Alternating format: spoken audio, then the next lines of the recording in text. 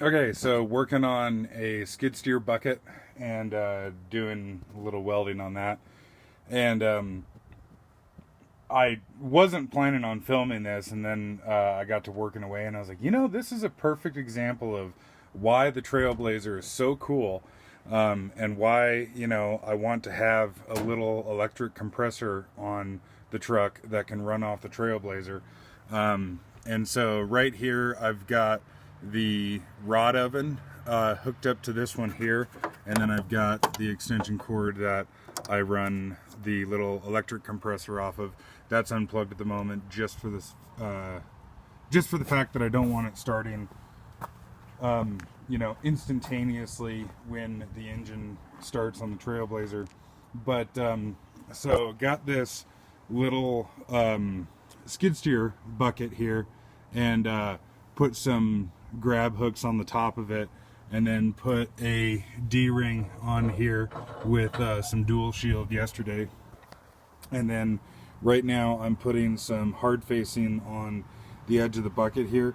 Unfortunately, I don't know, you probably can't tell very well right now, but unfortunately this bucket did not have a cutting edge on it for a pretty substantial period of time.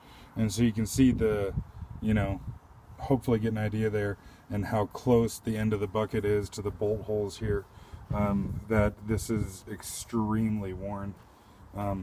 Also considering too that the machine, the skid steer only has about, I think, like 1,700 hours on it or something like that. I am using,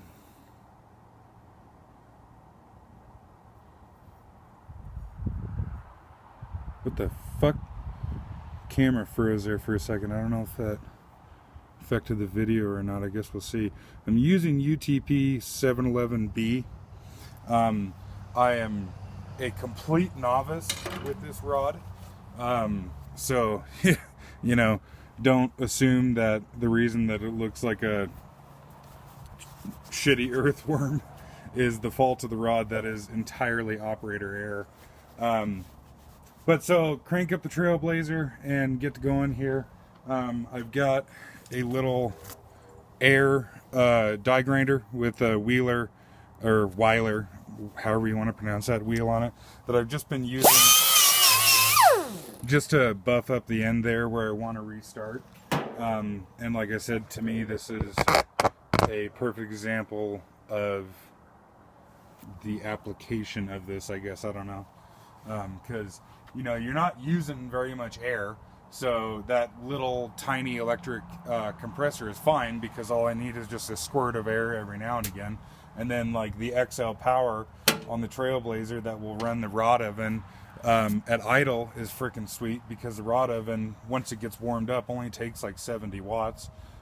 So not having to listen to a welder that's just wrapped out full throttle all day for something like this is really cool. Trailblazer is probably going to sound louder in the video just because cameras do that, but in person it's no problem at all to listen to.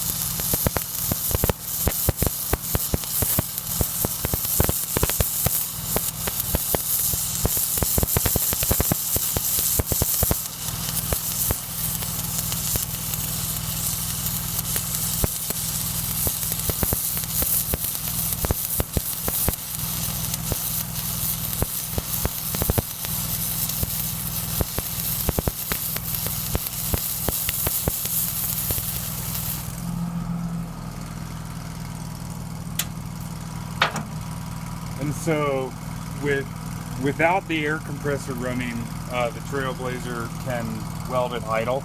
I'll run down the air here to where the compressor kicks on, and hopefully it comes across in the video, but the Trailblazer, when you weld, will be one step up on its RPM. And the fucking slag comes off really nice on this stuff. I just wish that I was more consistent with it, but practice.